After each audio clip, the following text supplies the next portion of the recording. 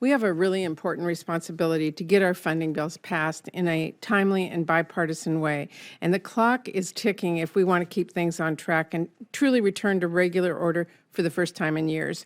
I know members on both sides of the aisle are serious about making that happen, because if we are going to keep our nation strong and safe, we cannot let the investments that keep our nation competitive and keep our communities secure, including our tribal communities, fall into chaos or uncertainty due to political games.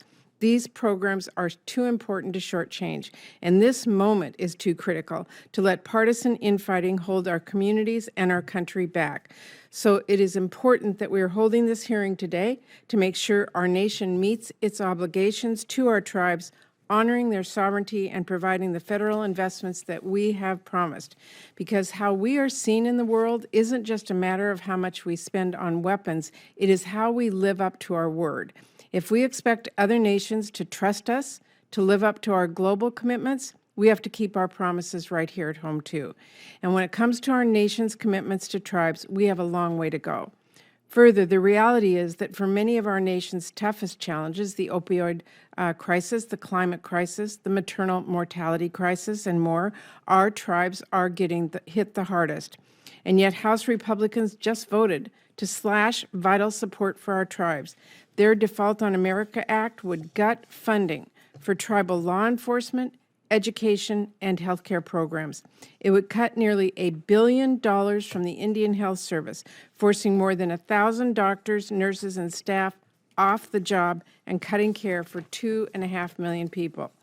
It would rip away essential services in tribal communities and seriously weaken BIA's ability to live up to its mission. Now, I'm constantly meeting with tribal leaders in every part of my home state of Washington: Lummi, Muckleshoot, Puyallup, Yakima, Jamestown, Sklallam, Quinault. There's so many. And I can tell you they certainly are not asking us to break our promises or cut off key resources. Our tribal leaders want us to invest in climate resilience. They want to make sure their communities are prepared for and protected from rising sea levels and raging wildfires, which are becoming much too common. They want to be able to work together to manage the forests and lands they rely on and help recover the salmon populations that are foundational to tribal cultures and economies. They want to provide the support people need to overcome depression, opioid use disorder, and other mental health challenges. They want to provide the health care people need to have a safe pregnancy and not die in childbirth. They want to end the epidemic of missing and murdered Native women and secure justice for survivors and their families. They want their rights protected and their sovereignty respected. And I do want to recognize Chair Merkley's leadership on tribal sovereignty payments and reiterate my support for his efforts. Now, I don't think any of this is too much to ask for, and here's what I hope all of my colleagues will recognize. Many of us will talk about listening to and prioritizing tribal voices here in Congress. Well, here is our opportunity to demonstrate that commitment with more than just words.